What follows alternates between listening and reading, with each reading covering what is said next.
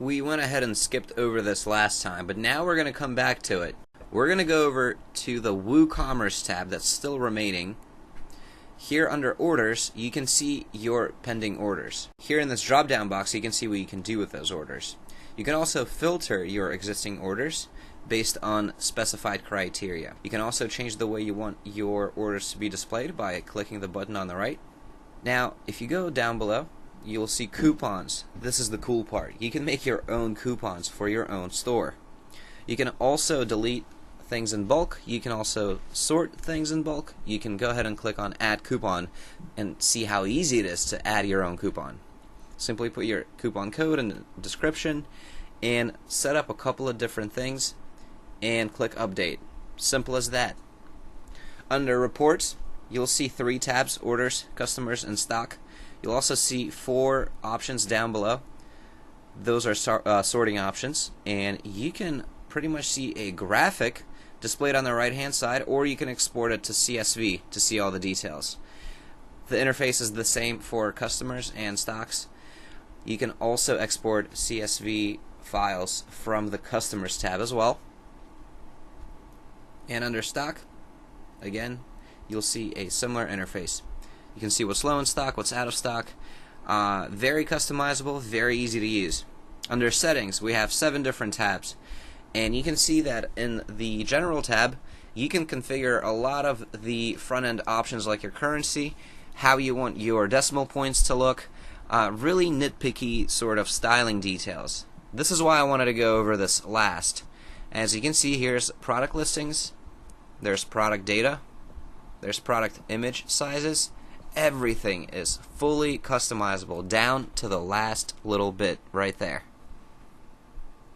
Isn't that cool? Alright, let's go on to the next tab called tax. I just wanted to highlight every little option here. You can set up customizable tax rules for all of the purchases that are coming through your site. You can do that right here. Don't forget to be clicking save changes as you're making your changes, by the way. Not going to go through all 4 of the options, or here we can see 6 sub options, but you can see that you can customize your checkout pages, your checkout endpoints. Your payment gateways are set up down below. You can see the settings buttons there. Let's go ahead and go over to shipping. Shipping options. There's a lot of options here that you can set up. This is for more advanced users that need to ship globally or maybe need to use a couple of different services such as UPS, DHL, FedEx. Over here you have some registration options. Do you want to enable registration on your site? Do you not? All of that is up to you. And finally, under emails, you're going to be able to configure your email settings. So whenever somebody signs up for your site and they get a confirmation email, who's it going to come from? What's it going to say? This is where you configure that. You can see all of the settings for each and every one of the emails right here. For example, this is for your new orders. Down below you will see a button that'll allow you to see the contents of the email. Now, it gets a little technical once I show you it because there is some coding involved, but by default everything is set up ready to go right out of the gate. You actually don't need to know any code. So here's what it would look like for the reset password page. As you can see, it's just a little bit of PHP, a little bit of HTML, nothing too fancy. Anybody with basic programming skills could probably edit it, but if you are a new user, I would advise against it for now. Just know that everything is set up and ready to go.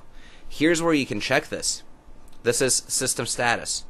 Here you can see what version software you have installed and also if there are any warnings. You can see there that I have 2 on my page, but just about everything is ready to rock and roll. But I would want to look at those 2 notes that it made there for me.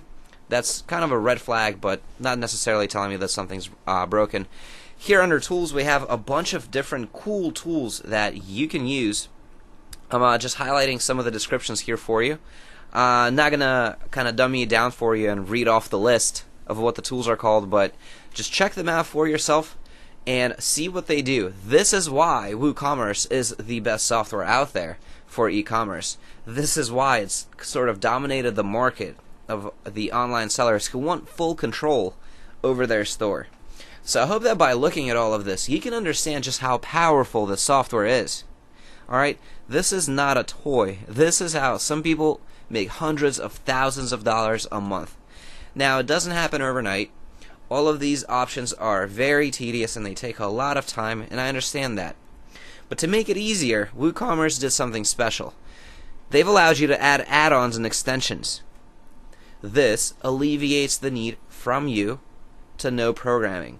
So if you need something specific, you can go through that last tab and find something customizable. They have over 200 different add-ons that you can choose from.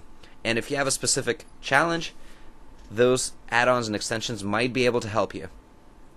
That's it for this video series. You are now in full control of WooCommerce. You understand how it works. You understand how to add products. Thank you so much for your time. Best of luck in your endeavors online, and I wish that you would make all the money out there in the world. Unfortunately, there's a lot of competition out there, so you do have to be competitive. You have to have great pricing, but that's worthy of another course. Take care. Bye-bye.